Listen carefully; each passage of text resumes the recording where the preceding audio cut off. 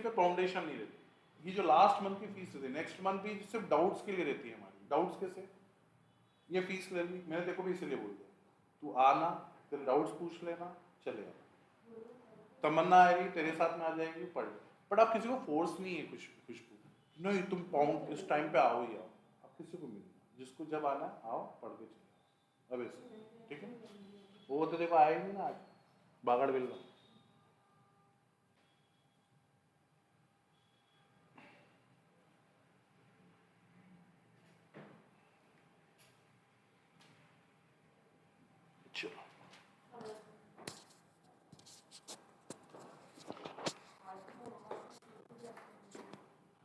Export procedure लगा दे, वो आ गया।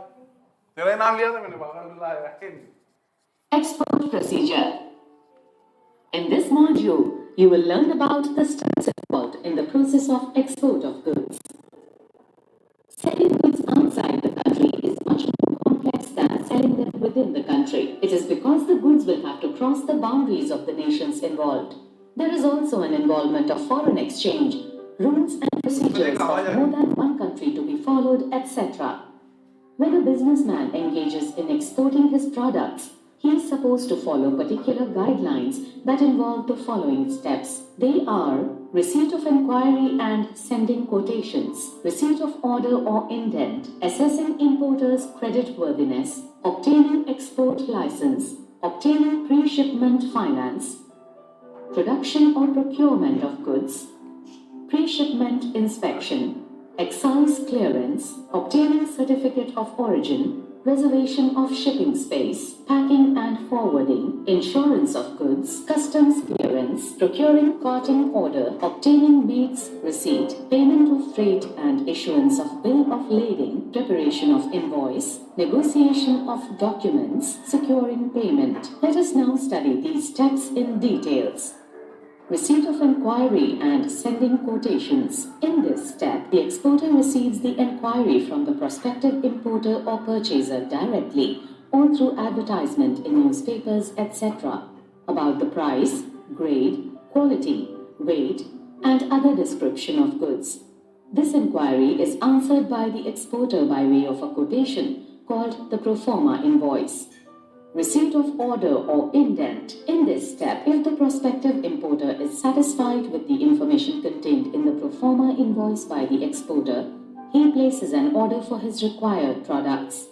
This order is also called indent, which contains the instructions by the importer about the goods, price marking, delivery details, etc. Assessing importer's creditworthiness.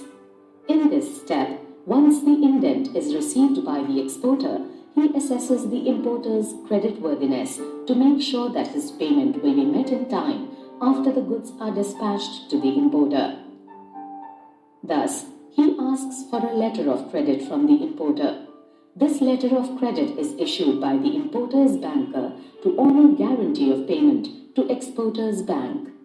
Obtaining export license. In this step, after receiving the letter of credit, the exporter can proceed with his order only after obtaining an export license as per the custom laws prevailing in our country. To obtain the export license, it is obligatory for the exporter to fulfill the following conditions. They are: open an account with a bank authorized by the Reserve Bank of India, obtain Import-Export Code IEC from the Director General of Foreign Trade DGFT or Import-Export Licensing Authority, get his firm registered with the appropriate Export Promotion Council and obtain a registration cum membership certificate RCMF to avail all the benefits provided by the export firms by the government. Registration with the Export Credit and Guarantee Corporation ECGC that helps in obtaining financial assistance from commercial banks and other financial institutions. Obtaining pre-shipment finance. In this step, after receiving a confirmed indent and letter of credit, the exporter approaches his banker for pre-shipment finance so he can procure raw material, process it, and pack and deliver the goods to the port of shipment. Production or procurement of goods. In this step, when the pre-shipment finance is obtained, the exporter either produces the required product himself or buys it from the market for his order. Pre-shipment inspection. The next step involved in case of certain goods is inspection of goods by a government-designated agency to ensure that only good quality products are dispatched for exports from the country. This agency, if satisfied, issues inspection certificate to the exporter. Inspection certificate is mandatory only for certain trading and export houses. Excise clearance. In this step, the exporter has to take excise clearance from the excise commissioner. In most of the cases, the government exempts the exporter from paying excise duty, or if paid, it is refunded later on. The idea is to encourage the exporter to be more competitive in the global market. Obtaining certificate of origin. In this step, the importer may sometimes ask the exporter to send the certificate of origin. The certificate of origin signifies that the goods are manufactured in the country from where they are exported. The importer, in some cases, gets some tariff benefits from his country on such goods. Reservation of shipping space. In this step, the exporting firm has to reserve shipping space and obtain shipping order from the shipping company. Packing and forwarding. In this step, the goods are then properly packed and transported to the port with necessary details about the name and address of the importer, weight of goods, port of shipment, country of origin, etc. on them. On loading the goods, the exporter gets a receipt which represents the title of the goods, and this has to be presented before taking delivery of the goods from the port of shipment. For this, the exporter endorses the receipt in favor of his agent to take the delivery of goods. Insurance of goods. In this step, goods are then insured with an insurance company to protect them against any loss or damage due to perils of the sea. Customs clearance.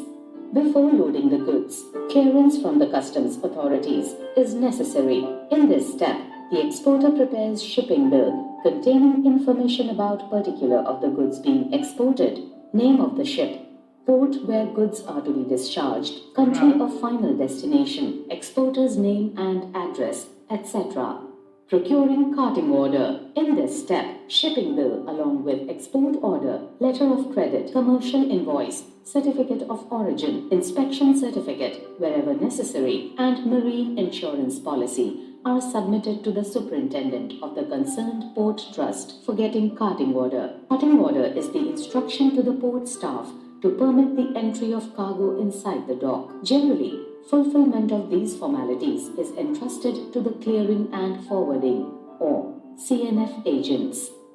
Obtaining mate's receipt. In this step, when the cargo is loaded on board, the commanding officer of the ship issues a mate receipts to the port superintendent. Mate's receipt contains information about the name of the ship, berth, date of shipment, description of packages, condition of the cargo at the time of receipt on board, etc. The port superintendent hands over this mate's receipt to the clearing and forwarding agent.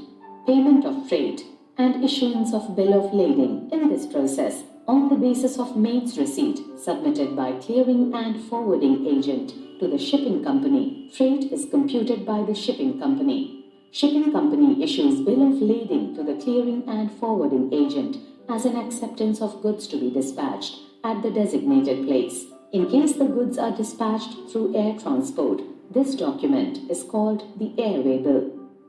Preparation of invoice. In this step, once the goods are sent, clearing and forwarding agent prepares an invoice containing details about the quantity of goods sent and amount to be paid by the importer, and he also gets it duly attested by the customs authorities. Negotiations of documents. In this step, after informing the importer about the shipment of goods, the exporter sends the required documents through the banker to the importer. These documents are certified copy of invoice, bill of lading, packing list, insurance policy, certificate of origin, and letter of credit. The banker is given the instructions to hand over all these documents to the importer after he accepts the bill of exchange. Acceptance of the bill of exchange means that the importer is legally bound to make the payment on the specified date to the exporter. Handing over of documents by the banker against acceptance of the bill of exchange by importer is called negotiation of documents. Securing payment. This is the final step. When the exporter receives the payments against exports, he is required to get a bank certificate which states that all the documents for that particular consignment have been negotiated and payment has been duly received as per the exchange control regulations.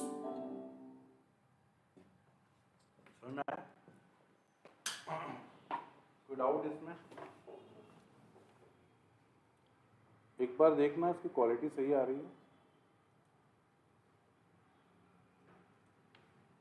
फिर अगला लगा